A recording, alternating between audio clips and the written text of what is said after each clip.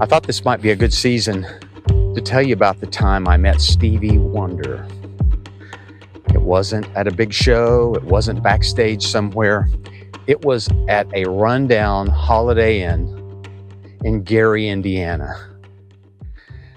But the mark he made on me that night in that encounter has stayed with me to this day. Although sometimes I've looked back and thought, did that really happen? No, it really happened.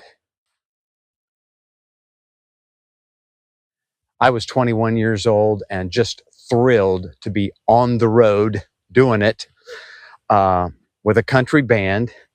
We were doing a truck stop tour, and that and the show we played on the weekends, I think, was 29 shows in 31 days.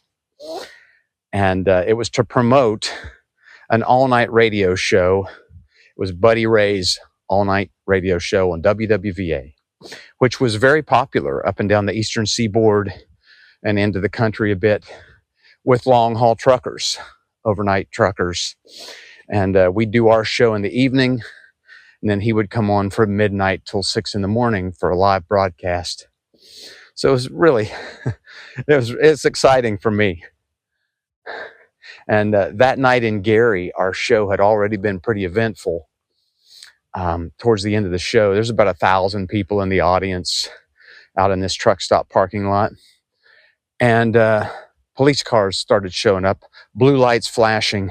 The rumor was that a woman had tried to shoot her husband. So we ended the show, and our road manager said, guys, pack up the truck. We played on an 18-wheeler. That was our stage. We tore it down and set it up every day, put it back together. But he said, guys, pack it up. We need to get out of here. We need to get back to the hotel. So we packed everything up best we could and got back to the Holiday Inn. And when we got into the lobby, there was a little bit of a buzz going on. And our road manager came up and said, hey, there's a rumor that Stevie Wonder is staying in this hotel tonight. Well, I mean, I was a massive Stevie fan. I'd gone through a bunch of Stevie vinyl through the years. And I remember thinking, if I don't catch a glimpse of Stevie Wonder in this hotel tonight, it is not going to be because I didn't try. So I grabbed two of my bandmates, and we started walking around every floor in that hotel. Floor number 1, no Stevie. Floor number 2, no Stevie. And I don't know if it was the 3rd floor or the 4th floor, but at some point we stumble upon these 2 big dudes flanking a room door, and the room door was cracked. And in the whitest, most naive voice that I think I had ever produced, I go up to those 2 big dudes and I said, is Mr. Wonder there? Oh man. Yeah, I said that. And these 2 guys, man, they were like the guards at Buckingham Palace. They made no eye contact, just arms folded, shook their heads. But just as we were about to move on through that cracked door, we hear a faint voice. And that faint voice says, let him in. Well, the next thing I know, I am sitting on a twin bed next to Stevie Wonder. And on the other twin bed are my 2 bandmates looking at me and Stevie, the 4 of us sitting there. I mean, it was a moment. He had some kind of satin wrap on his head, and I just thought, I am sitting next to music royalty, which I was. I mean, this guy, his songwriting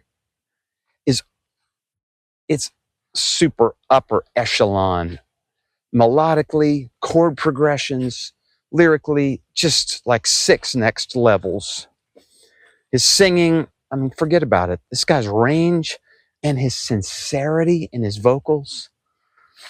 And of course, his musicianship, those harmonica solos, come on. The keyboard work. Oh, and drums. Did you know he played drums on Superstition? That's Stevie. So I think it would have been impossible for me to hold him in higher musical regard. But he breaks the conversation, not telling us about him or his latest projects. He starts asking us about us. And the bass player says, well, we're a country band and we're playing truck stops. And Stevie says, you know, the banjo came from Africa originally.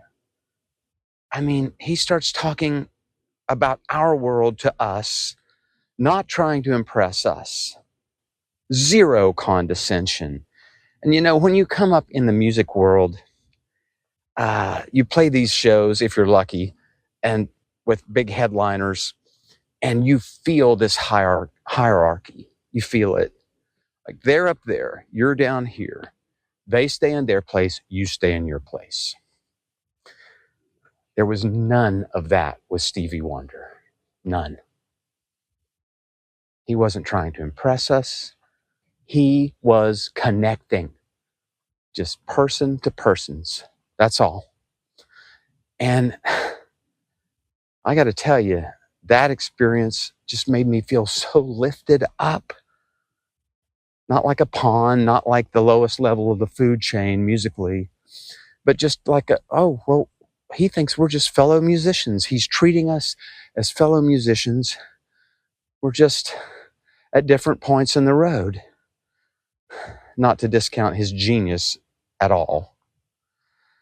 And that's what left the mark on me. It was his kindness. I've never forgotten it. It's probably one of my most frequented memory files that I pull out quite often. And it's stuck with me all these years. It's been a check when I feel like I've been less than gracious. It's been a reminder to choose kindness and the great power of kindness. It's just amazing. Anyway, thank you, Stevie Wonder. What a gift. And thank you for jumping in with me. Appreciate it. Now, go make something.